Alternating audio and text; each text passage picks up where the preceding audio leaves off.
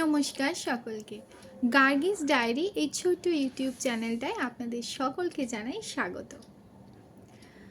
আচ্ছা বলুন তো, আমরা যে পরিস্থিতিতে এখন বসবাস করছি এই 2025-এর গোড়ার দিকে, শুধু এটা নয়, যে সময়টায় আমরা বসবাস করছি, যে সময়কালটায় আমরা বসবাস করছি, আমরা নিজেদের জীবন চালাচ্ছি, আমরা কি কেউ কোনো সিঙ্গল পারসন নিজের জায়গায় নিজের পরিস্থিতিতে খুশি আছি?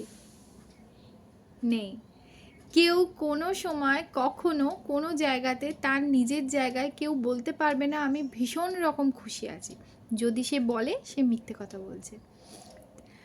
আমরা খুশি থাকতে পারি না, কেন কি আমরা মানুষ হিসেবে জন্মগ্রহণ করেছি, কলিযুগে জন্মগ্রহণ করেছি। সেই জন্যেই জন্মগ্রহণ করেছি যে আমরা এখানে আমাদের কিছু জিনিসের কার্মিক অ্যাকাউন্ট ক্লিয়ার করতে এসেছি, কিছু জিনিসের মানে খেসারত দিতে এসেছি। কিন্তু আমাদের তো জীবন চালাতে হবে, ভালোভাবে চালাতে হবে, সুন্দরভাবে চালাতে হবে, সবাইকে নিয়ে চালাতে হবে। এখন দেখবে প্রত্যেকটা মানুষই কম বেশি ডিপ্রেশনে ভুগছে। প্রত্যেকটা মানুষ কম বেশি ডিপ্রেশনে ভুগছে। কেন ভুগছে? এক্সপেকটেশন। ঠিক আছে, আমি আমি আমি আমি আমি আমি আমি এই বিষয়টা বেশি হয়ে গেছে মানুষের মধ্যে। আমার দুঃখ, আমার জীবন, আমার সঙ্গে অন্যায় হয়েছে, আমার সঙ্গে ক্ষতি হয়েছে, আমার সঙ্গে এটা ঠিক হয়নি, আমার ভাগ্যটা গন্ডগোল হয়েছে, সব সময় এই চিন্তা শুধু। কিন্তু আমরা কিসের জন্য এসেছি? আমরা ডেফিনেটলি আমাদের জীবনের কোনো একটা মানে আছে, কোনো একটা উদ্দেশ্য পূরণ করার জন্য আমরা এখানে এসেছি, কিছু ভালো কাজ করার জন্য আমরা এখানে এসেছি। কিন্তু আমরা তো সবসময় নিজের দুঃখর ওই যে ওই বেড়ার ভেতরেই আমরা থেকে গেলাম। আমার জীবনে এই দুঃখ, আমার জীবনে সেই দুঃখ, আমার সঙ্গে নাইনসাফি হয়েছে, এটা আমার সঙ্গে হওয়া উচিত ছিল না, এই এই চিন্তাতেই আমাদের ঘেঁটে গেল জীবন। কিন্তু একটু থেমে একটু পজ দিয়ে চিন্তা করো, আমি অন্য কারোর জন্য কি করেছি? হ্যাঁ না? আমরা যদি একটু কিছুও করি অন্য কারোর জন্য, বিশাল ফর্দ ফেলে দিই। হ্যাঁ, আমি ওর জন্য এই করেছি, আমি ওর জন্য সেই করেছি, ও রিটার্ন আমার সঙ্গে এইগুলো করেনি। তো একটু থামো, ও করেনি, ওটা ওর কার্মিক অ্যাকাউন্ট। ও করেনি, ওটা ও নিজের ফল নিজে ভোগ করবে। তুমি তোমার দিক থেকে কেন ক্লিয়ার না? তুমি তোমার দিক থেকে কেন ক্লিন নয়? রাইট, ও যা করছে করতে দাও, হোয়াট এভার ইট ইজ। তুমি তোমার দিক থেকে কেন ওকে নয়? তুমি তোমার দিক থেকে নিজেকে বুকে হাত দিয়ে কেন বলতে পারছো না যে আমি এই দিকগুলো আমার লিমিটের মধ্যে ছিল, এই দিকগুলো আমি ওকে করেছি।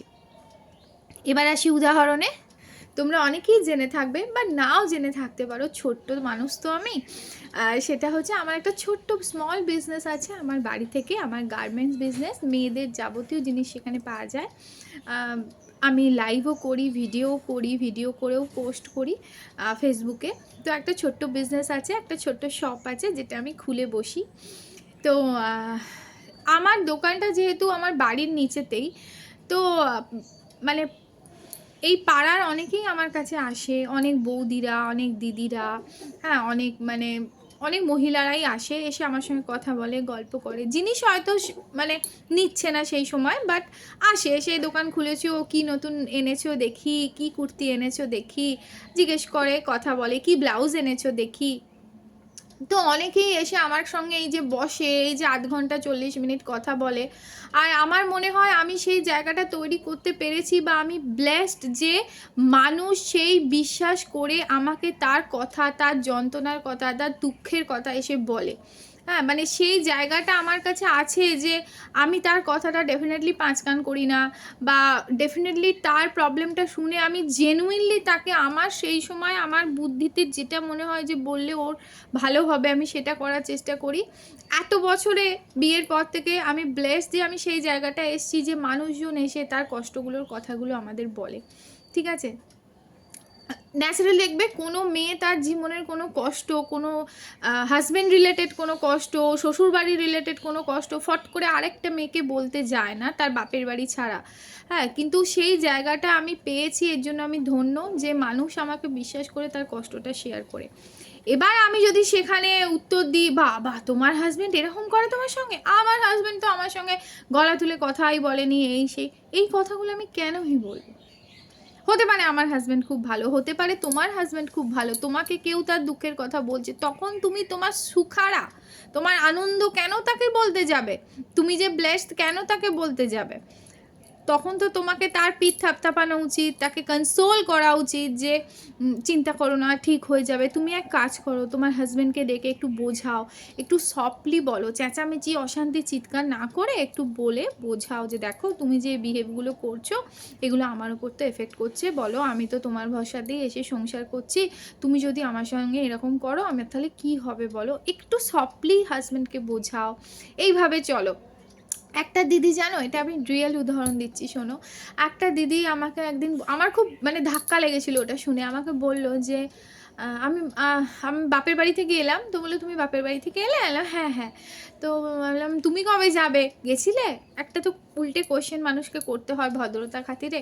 তো সে আমার আর বাপের বাড়ি, ওর বাবাও নেই মাও নেই, দাদা বৌদি আছে, বাবা মা না থাকলে আর কি বাপের বাড়ি হয় বলো? আমার আর কেউ কোথাও নেই গো। ওই যে কথাটা বলেও চলে গেল, আমার খুব কষ্ট হলো, রাইট? আমার খুবই কষ্ট হয়েছিল। একটা মেয়ের বাপের বাড়ি, ওটা একটা রুট হয়, ঠিক আছে, ওটা লাইফের একটা রুট, সেটা শেষ হয়ে গেল, সে তার অতটা কষ্ট হলো। তো যারা বৌদি আছো, মানে কোনো মেয়ের মানে ননদ বৌদি যারা আছো, তারা চেষ্টা করো দুজনের মধ্যে কিছুটা হলেও সদ্ভাব বজায় রাখতে। অ্যাটলিস্ট সে যেন তোমার কাছে এসে দুদিন থেকে ডাল ভাত খেয়ে যেতে পারে, তুমি যেন তার কাছে গিয়ে দুদিন থেকে ডাল ভাত খেয়ে আসতে পারো।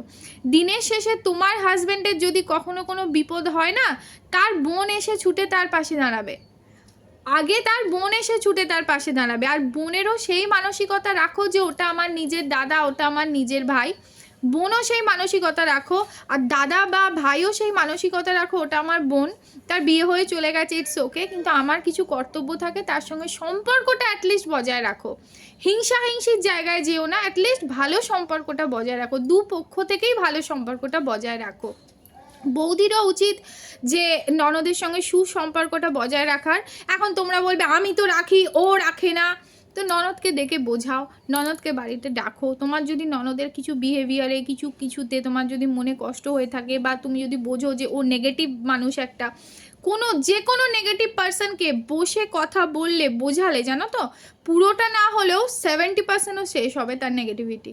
তুমি সফটলি বোঝাও, দেখো তুমি এরকম করছো, এটাতে ধরো রিলেশন খারাপই হবে বলো, আস্তে আস্তে সবাই আমরা ডিট্যাচ হয়ে যাবো, আমি তোমার থেকে দূরে চলে যাব, তুমি আমার থেকে দূরে চলে যাবে, একটা রিলেশন শেষ হয়ে যাবে। আমরা তো একটা গোটা ফ্যামিলি, তাই না? তোমার বিপদে আমি দাঁড়াবো, আমার বিপদে তুমি দাঁড়াবে।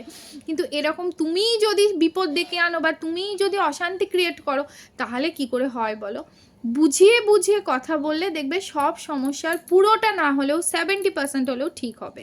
তো এটা অন্তত আমাদের ট্রাই করা উচিত, যাতে কিছু ভেঙে না যায়, যাতে একটা মেয়ে ওভাবে দীর্ঘ নিঃশ্বাস ফেলে রাখে, বলতে না হয় তার দাদা থাকা সত্ত্বেও যে আমার তো আর কেউ বাপের বাড়ি বলে কেউ নেই, বাবা মা ওর আর নেই, তাই ওর তো আর কেউ কোথাও নেই, ওর তো শেষ।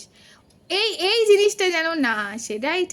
দুজনে মিলে থাকতে হবে, ভদ্রভাবে থাকতে হবে, ওকেও ট্রাই করতে হবে, একেও ট্রাই করতে হবে, একতরফা কিন্তু হয় না, ট্রাই করাতে হবে, বলে বুঝিয়ে করাতে হবে। তো এই ছিল আজকে আমার জ্ঞানের কথা। রেগুলার প্রত্যেক দিনের হিসেবে প্রত্যেক দিন আমরা যেভাবে চলি, যে জায়গায় আমরা ধাক্কা খাই, যে জায়গায় আমাদের কষ্টগুলো আমি বুঝি যে এটা একটা নেগেটিভ, এটা আমাকে ঠিক মানে আমার তরফ থেকে যেটা ঠিক করতে হয় আমি সেটা করার চেষ্টা করি, মানুষকে ভালো বুদ্ধি দেওয়ার চেষ্টা করি।